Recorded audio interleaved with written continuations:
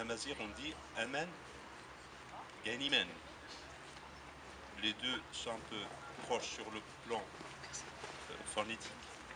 Amen, c'est l'eau, Imen, c'est l'âme. Et quand les berbères disent ça, ils le généralisent. Ils ne le disent même pas. Ils ne disent pas ni pour l'homme ni pour l'animal, ils généralisent en général. L'eau, c'est la vie. L'eau, c'est l'âme de la vie, en général. Juste pour voir l'importance de l'eau dans l'imaginaire des Amazighs. Alors, je m'arrête sur un autre point, un deuxième point, c'est que la rareté de l'eau chez nous, surtout au sud, on n'a pas attendu les COP pour le sentir. On n'a même pas attendu que l'humanité et le GIEC soient conscients de cette rareté ou bien de ce réchauffement climatique pour sentir, nous, cette rarification de l'eau. On l'a vécu, nos ancêtres l'ont vécu depuis longtemps. C'est pour cela, notre peuple, il possède deux choses déjà qui sont en avance. On a un savoir traditionnel qui est très bien développé en matière de la gestion de la rareté de l'eau. Donc, on a un savoir traditionnel. On peut parler des khtalat, on peut parler des mtfiyat, comment on retient l'eau des pluies et réutiliser. Mais aussi, on peut retenir les manières. Ça veut dire tanest, c'est une minuterie pour gérer le tour de rôle de l'eau. On peut retenir par exemple la ranim, c'est pour calculer le volume. On peut retenir même des choses qui sont plus complexes. Imaginez-vous comment nos ancêtres calculent la part de l'eau par rapport au terrain, par rapport au nombre d'hectares que vous avez, et par rapport aussi au chemin que parcourt la Sagia et tout ça. C'est un peu complexe. Donc là, les Amazirs du sud du Maroc, ils ont, pas du sud du Maroc uniquement, mais ils sont dans des zones sud-sahariennes en général, ils ont développé des compétences et des savoir-faire en cette matière. Ceci, il est accompagné par un arsenal juridique. C'est ce qu'on appelle la loi coutumier qui est liée à l'eau.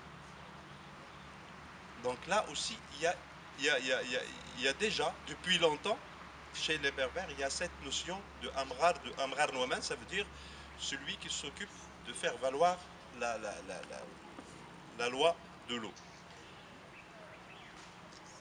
Les textes de loi, ils sont différents d'une région à une autre, parce que ça dépend. Est-ce qu'il y a une rareté de l'eau? Est-ce qu'on est dans une zone où il y a une grande rareté d'eau, ou bien une zone où il y a abondance de l'eau? Parce que même, il y a la montagne, le haut. Donc les lois des tribus, ou bien les lois des tarbilt, comme on les appelle, elles diffèrent l'une à l'autre selon l'abondance, selon la région, selon là où il est. Au Maroc, donc c'était ça qui a géré l'eau depuis longtemps. Nous allons attendre 1914 pour que le protectorat français va instaurer la première loi, et sur la première loi sur l'eau sera suivie après par des dahirs, par des arrêtés, mais généralement vers 1995, on va tout réunir ça dans une loi qui est la loi de l'eau de 1095. Et puis qu'elle sera revue normalement l'année dernière, en 2016, qui est devenue 3615, oui, c'est ça. Donc alors, ce qui va arriver, c'est qu'en 1976, le Maroc adoptera une chose qu'on appelle la charte communale. La charte communale, en fait, c'est un choix qu'elles ont fait les Marocains à l'époque. Son intelligence, c'est un peu aller vers la modernité, aller vers la construction sociale et bien sûr détruire les institutions locales. Avant, localement, comme j'ai dit, on avait dans chaque région, on avait le chef de l'eau, Amrar Nouaman, c'est-à-dire celui qui fait valoir de l'eau. Et puis le Amrar Nouakal, pour les terres aussi. Ça veut dire les tribus, ils géraient tout ça. Mais maintenant, avec 1976, on a opté pour une construction nationale, ça veut dire une destruction locale, des instances locales de l'eau. Non, pas de l'eau, tout simplement des instances de gestion locale, hein. Il y a des pays qui ont opté pour ça, il y a des pays qui n'ont pas fait. Par exemple, l'Inde, il n'a pas fait ça. Jusqu'à maintenant, on trouve des comités de village et ça a fait rapidement, surtout en matière de protocole de Nagoya, l'ABS, c'était rapidement installé en Inde.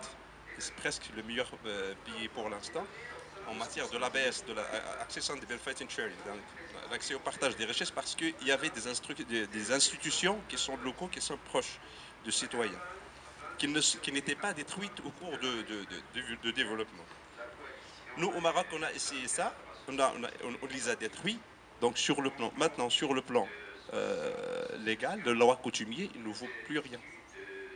Et ces gens qui géraient ça, elles ne le gèrent plus. Donc, ils le gèrent d'une manière un tout petit peu, pas trop, surtout minuterie et tout ça, mais on ne fait pas valoir cette loi coutumier dans les régions. Alors, je vous citer trois.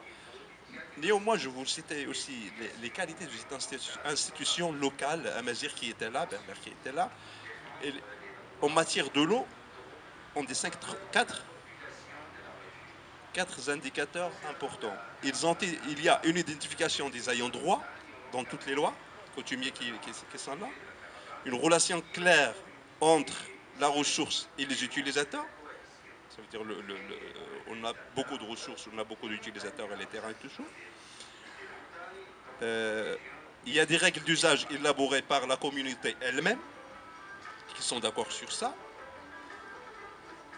Il y a une désignation, comme j'ai dit, d'un responsable qui fait valoir la loi, ça veut dire Amrar Nouamen, le chef de l'eau. Et bien sûr, il y a un système de sanctions.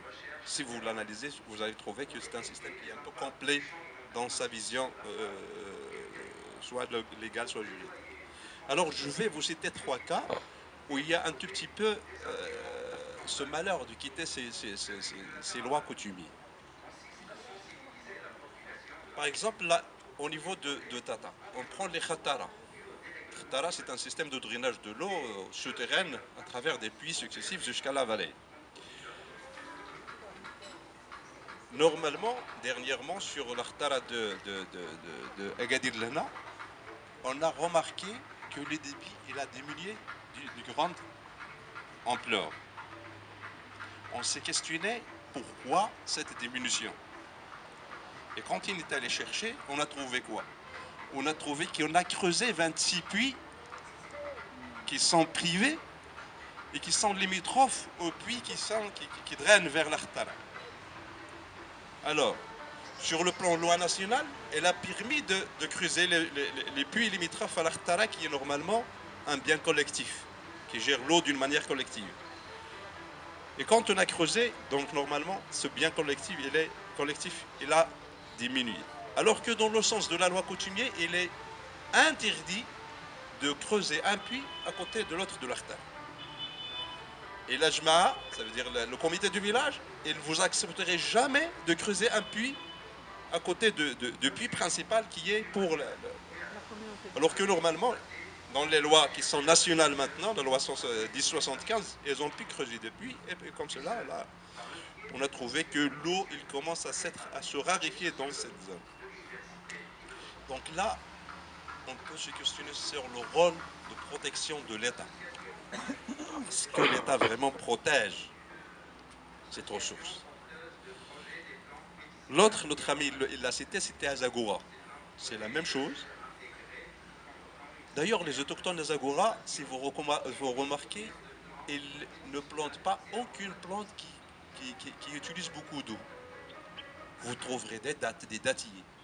Vous trouverez n'importe quoi, mais jamais des légumineuses, beaucoup de légumineuses qui consomment beaucoup d'eau. Mais dans les lois coutumières, ils interdisent même de faire ça, de prendre une grande quantité d'eau au dépend de la collectivité. Parce que dans cet imaginaire, dans cette notion, l'eau est une propriété collective. Ça veut dire même sa gestion, il n'y a pas de gestion privée, mais c'est une gestion collective de l'eau.